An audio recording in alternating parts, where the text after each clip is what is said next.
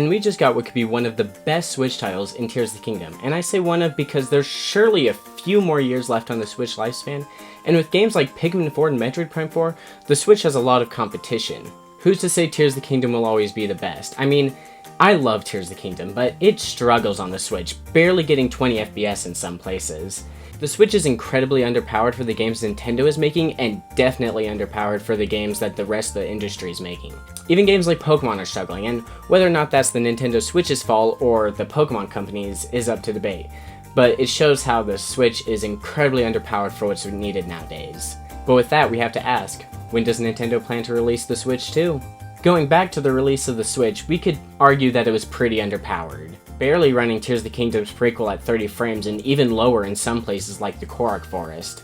The Switch never boasted high performance, and it never needed to, with great games like Breath of the Wild and Mario Odyssey, and an amazing gimmick in the portability. But as we're brushing past 6 years of the Switch's lifespan, we're seeing more and more third-party and first-party games with less than stellar FPS and quality. And I'm definitely a proponent of gameplay over graphics, but when it comes to games looking like abstract art over Pokemon, okay, that's probably just the case of Pokemon rushing their game. When it comes down to games this low quality, I might just say not to bother.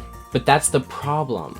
I want people to be able to play these games anywhere and everywhere with the best quality possible.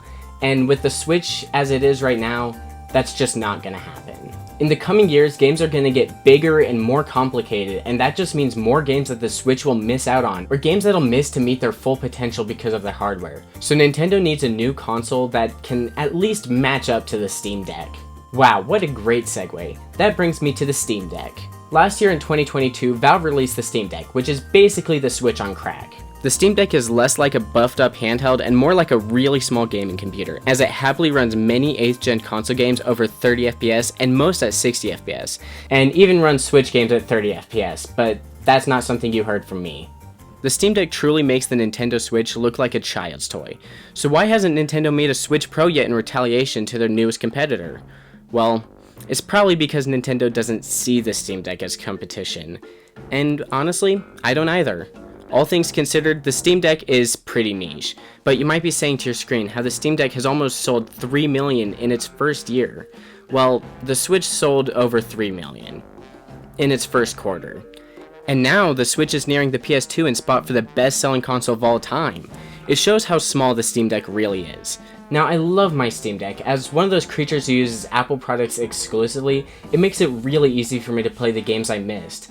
But it's nothing in the eyes of the Switch. But when it comes to a Switch 2, Nintendo's gonna try and keep the form small and light, and there's two things that the Steam Deck certainly isn't, and that's small and light. So when Nintendo is making their Switch 2, it might not even perform to the deck. Is what I would say if Nintendo wasn't working with Nvidia. And what does Nvidia have over other chip companies?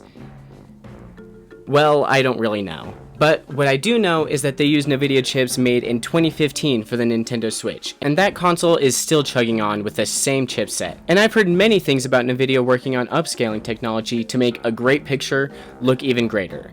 So, while I might not believe that we'll be getting 4K native portable, 1080p certainly isn't a worry. So the Switch 2 will be more powerful, probably maybe, but the Switch 1's still a baby. It's only 6 years old. I mean, surely it's got a few more years left, right?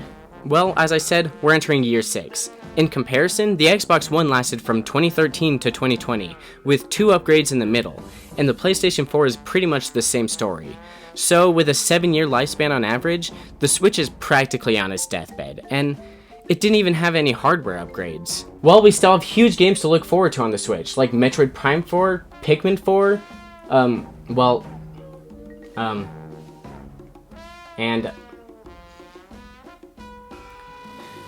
and that's all. I can't really think of any other first-party Nintendo games coming.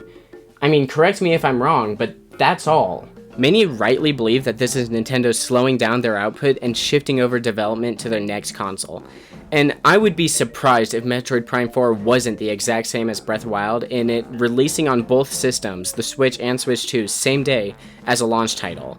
But I could be completely wrong, and Nintendo could just announce a whole slate of games in the next Direct that should be out in a few weeks. And now I just remembered that we're in Direct season. E3 may be dead and buried, but Summer Games Fest is here, everyone, so be sure to subscribe and watch out because it's all about that here. Keep cool and bye!